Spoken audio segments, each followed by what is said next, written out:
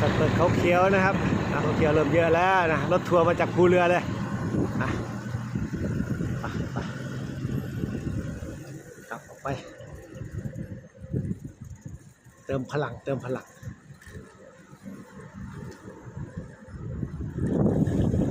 ขอบคุณมากๆครับขอบคุณทุกท่านนะครับขอบคุณเจ้าหน้าที่ทุกท่านที่ในการต้อนรับพวกเราที่ปั่นจักรยานมาท่องเที่ยวในพื้นที่สวนสัตว์เปิดเขาเขียวด้วยมิตรไมตรีและด้วยความอบอุ่น